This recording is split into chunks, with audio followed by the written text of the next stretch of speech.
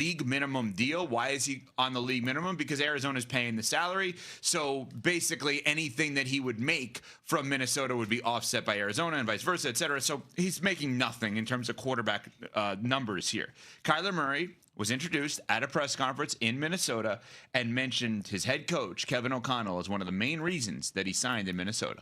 Me and KO go back to the Elite 11 days. I remember, during the combine, I did, I had an interview with the Redskins at the time, Commanders, and he was with them, and he pulled me aside after my meeting with them. And ever since then, our relationship, he's always made sure to check in on me, whether it was after a game, things like that. So I always respected that. I always appreciated his opinion of me and the support that he's given me. So for now, getting to play for him and have that relationship with him means the world. Obviously, he's had a lot of success with quarterbacks, different quarterbacks, and he's one of the best offensive minds in the game. So I'm looking forward to going to work with him. So Kyler Murray gets this job. It's important to note, Dan Graziano mentioned us yesterday the idea that keep an eye on that second year, whether or not he has the ability to get franchised. It is in the contract per reports. He cannot get franchised. Mm-hmm. So this is a true 1 year straight up deal. Is it a QB competition with J.J. McCarthy? No. You think this is a quarterback competition?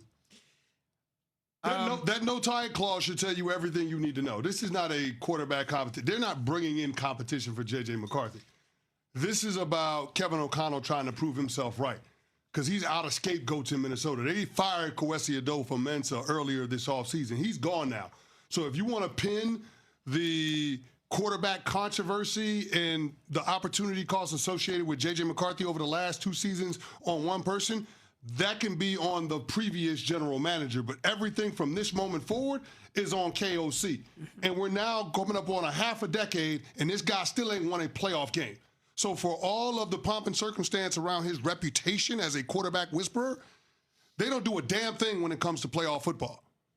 And Minnesota Vikings, by how they've moved this offseason, have shown you that they're in the business of trying to compete for a championship. And I got to imagine for ownership, for the Will family, it had to be a bit cringe to see what they saw with Daniel Jones the first 2 months of the season and how the Colts had a historic offense with him, and that was a quarterback that was in your building. Mm-hmm. And it had to be even worse to see your previous quarterback in Sam Darnold lead the Seattle Seahawks to a Super Bowl. These are quarterbacks that Kevin O'Connell had an opportunity to work with, had an opportunity to evaluate, and they decided as an organization they were better served with turning it over to J.J. McCarthy as opposed to running it back. Look where that got you. It got you with Kyler Murray. And that is exactly why I don't think it's a competition either, Cece. Have you asked the question? I think it's pretty clear that J.J. McCarthy is not ready. And that's why they're bringing in Kyler Murray. He's going to be the guy. We just saw the graphics on the screen about J.J. McCarthy's output last year. Terrible. Worst in completion percentage in the league, 58%. He ranked 25th in pass yards per game, 163. Passing touchdown, 11 total. That's worse in the NFL. And his total QBR was 36, which was 24th in the NFL. This is not a competition. But it is an interesting opportunity for both parties. I'm very excited for Kyler Murray, the #1 overall pick, who's going to a situation in Minnesota where he has probably the best personnel around him in his NFL career. He has a strong defense. He's got weapons to work with on offense. He's got a good coaching staff in the building. But he's going to be in a tough division. This is not going to be an easy thing for him to step into. But I'm excited to see someone with that much raw talent get to an environment that he's excited to be in and that they're excited to have him. And he's going to have the pieces around him to hopefully flourish. I hope we see him be consistent. And most importantly, I hope we see him be healthy. Now, on the other side of it, if this doesn't work, then Kevin O'Connell's now 2 for 2. If it doesn't work with Kyler Murray. 2 and 2. 2 and 2, excuse me. If it doesn't work with Kyler Murray and it didn't work with J.J. McCarthy, that I don't want to say it negates what happened with Sam Darnold and Kirk Cousins, but we've got more recency bias that 2 seasons in a row now, other pieces of the team were put in place, and you, as the quarterback whisperer, didn't do what you did with the 2 previous guys. So when you look at Kyler and the Vikings, are they more likely to finish in first place in the NFC North or last place?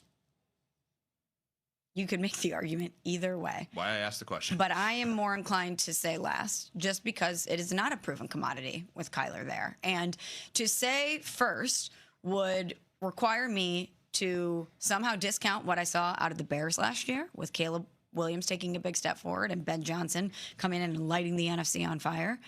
And that's, of course, telling me to take what I know about the Green Bay Packers and tell them to take a step back, which I don't see will happen, even though you had some defections on that team from a personnel standpoint. So realistically, I know a lot of people are saying adding Kyler Murray to this equation makes them the favorite in the North and maybe the favorites in the NFC, puts them in a conversation with the Rams as far as the team that will represent the conference in the Super Bowl. I personally am not ready to go there just yet. First or last? Kyler Murray is more likely to lead the Vikings to first place in the NFC North or last place? Well, it better be the former, because if it's the latter, then all of a sudden we're talking about a fifth starting quarterback for the Minnesota Vikings in 2027 and potentially them having to have a new head coach as well. That could be the reality of it. Now, let me say this. I think it's a really good opportunity for Kyler to change the narrative around his career, to change the perception of who he is, what he's about in the NFL. I think all of the bad in Arizona, we try to pin a ton of it on him.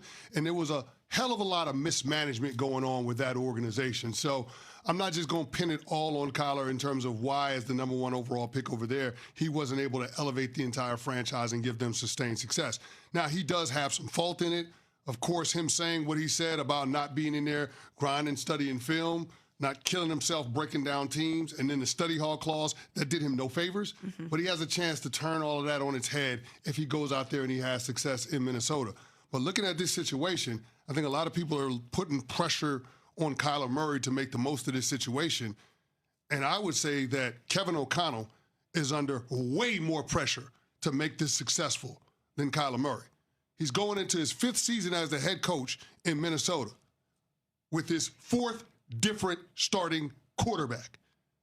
How is that possible for the guy that's the quote-unquote quarterback whisperer, the guy that every NFL owner would want to start his team with as their head coach? How is that even possible? If quarterback is the most important position in all of team sports, how has Kevin O'Connell not been able to stabilize that in Minnesota when we've seen guys that he's had as his starting quarterback win Super Bowls elsewhere? How is that possible? If you know so damn much about quarterback play and how to get the most out of your guys, why is it a revolving door around your quarterback room when clearly you have people that are qualified to do the job at the highest level? That makes no sense to me. Well, they're putting it on the front office, which is why Kwesi Adofo-Mensah isn't there anymore. Yeah, okay, we're going to put that on the front office. Fine. Is it on the front office that you passed on Bo Nix to take J.J. McCarthy? Is that all on Kwesi Adofo-Mensah? Is it all on the former general manager why you passed on Aaron Rodgers last offseason? Is it all on them that you decided to let both Sam Darnold and Daniel Jones walk out of the door? Is that all on the former general manager and you're supposed to be the foremost expert when it comes to quarterback play? I ain't buying that. And it's about damn time that people start coming around and calling it for what it is. KOC needs to have success in the postseason because right now, the game that he has in the playoffs ain't matching the name. See, and that's funny because while I do think there's a tremendous amount of pressure on KOC, and you just outlined it really well, I look at Kyler Murray and think he's got an enormous amount of pressure on his shoulders.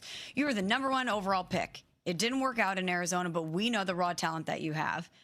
And now you're going to the best situation that you've probably been in your career. We saw Daniel Jones have success elsewhere. We certainly saw Sam Darnold have success elsewhere. We're always talking about who's going to be this next reclamation quarterback to be able to go to another destination and make it work. With what he has in place there and the talent that he possesses and the coaching that hopefully he will get, what's his excuse if he doesn't make it work? Well, let me say this about Kyler Murray. A couple Pro Bowls on his resume. Kyler Murray, since he's come into the league, 153 total touchdowns to 60 picks. That's damn near 3-to-1 touchdown to interception ratio. He's very talented. Exactly. 20,000 yards passing, over 3,000 yards rushing. Like, this dude is special. He's dynamic. Now, it didn't work out in Arizona for a lot of different reasons, and I think he'll have an opportunity to show a lot better when he has more structure around him. And here's the thing. He doesn't have to worry about leading an organization in addition to playing quarterback. They have a pretty good leadership structure in place in Minnesota, player leadership and coaching leadership. This is about him more so making sure that he's not the reason that the Minnesota Vikings can't realize their full potential as a team. So I have less concern about Kyler Murray making it work. And the majority of my angst when it comes to this head coach quarterback marriage is whether or not KOC, with what Kyler Murray is bringing to the table, can get this team to where they want to go, which is contending for a division title in one of the most competitive divisions in all of football, and having success in winning a damn playoff game. I know it seems like a low bar to clear, but that should be the expectation in Minnesota this year, and there has to be some teeth, some accountability if they fall short of that bar. Coming up, have they found the missing piece to the puzzle?